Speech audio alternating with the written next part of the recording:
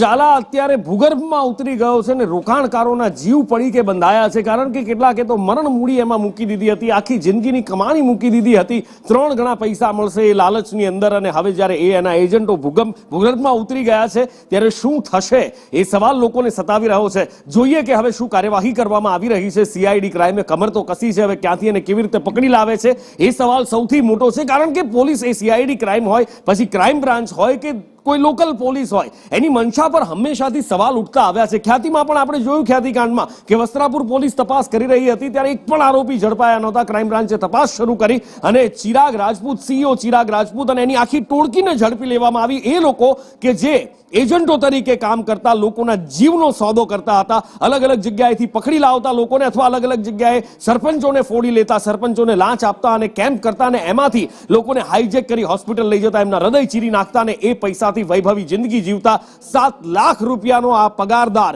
જી હા 7 લાખ રૂપિયા મહિને પગારદાર ચિરાગ રાજપૂત અને એની ટોળકી તો ઝડપાયા, પણ સવાલ થવો સ્વાભાવિક છે કે સંજય પટોડિયા ક્યારે ઝડપાશે, રાજશ્રી કોઠારી ક્યાં છે એ હજી સુધી જવાબ કોઈની પાસે નથી। રેડ કોર્નર નોટિસ જાહેર કરવામાં આવી હતી, તો પછી કાર્તિક પટેલ ઓસ્ટ્રેલિયાથી ન્યુઝીલેન્ડ કેવી રીતે ભાગી ગયો? ઘણા બધા સવાલ અને ઘણા બધા સવાલ આ પોલીસની મંશા ઉપર પણ ઉભા થઈ રહ્યા છે। જિગ્નેશ,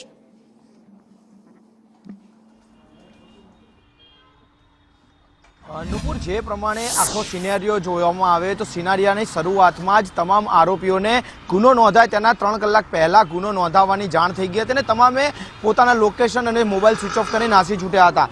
જ્યારે ક્રાઇમ બ્રાન્ચને તપાસ સોંપવામાં આવી તેના 15 દિવસ બાદ આખરે આખી જે ટોળકી હતી તેના 5 સભ્યો પકડાયા, એટલે કે સીઈઓ કેટેગરી અને તેની સાથે એકાઉન્ટન્ટ કહો કે તેના આસિસ્ટન્ટ કહો તે ઝડપાયા, પરંતુ બોર્ડ ઓફ ડિરેક્ટર્સ હજી સુધી નથી પકડાયા। ખ્યાતિ હોસ્પિટલના ડાયરેક્ટર્સની ધરપકડ નથી થઈ, જેમાં કાર્તિક પટેલ, સંજય પટોડિયા અને સાથે રાજશ્રી કોઠારી આ 3 હજી સુધી ક્યાં છે તે અંગે પોલીસ પાસે સત્તાવાર કોઈ પણ માહિતી નથી। જ્યારે સંદેશ ન્યૂઝે ઇન્વેસ્ટિગેશન કર્યું અને સંદેશ ન્યૂઝના સૂત્રોએ એક વસ્તુ કન્ફર્મ કરી હતી કે કાર્તિક પટેલ છે તે ઓસ્ટ્રેલિયા છોડી અને ન્યુઝીલેન્ડ ભાગી ગયો છે, તેના 24 કલાક બાદ ક્રાઇમ બ્રાન્ચે આની સ્પષ્ટતા કરી હતી કે હા આખરે તે ન્યુઝીલેન્ડમાં છુપાયો છે અને હવે તે સિવાયના બંને આરોપી દેશમાં ક્યાં છુપાયા છે અથવા તો અન્ય દેશમાં ક્યાં છુપાયા છે તે અંગેની સત્તાવાર માહિતી કોઈ પણ પોલીસ પાસે નથી। એટલે કે જ્યારે આવો ગંભીર ગુનો બને અને તેના આરોપીઓ ફરાર હોય અથવા તો પોલીસ તેને પકડવામાં અસમર્થ સાબિત થાય ત્યારે તેમની મનસા અને તેમની કામગીરી પર સવાલો ઉઠતા હોય છે, અને તેવા જ સવાલો અત્યારે ક્રાઇમ બ્રાન્ચની કામગીરી પર પણ ઉઠતા જોવા મળી રહ્યા છે।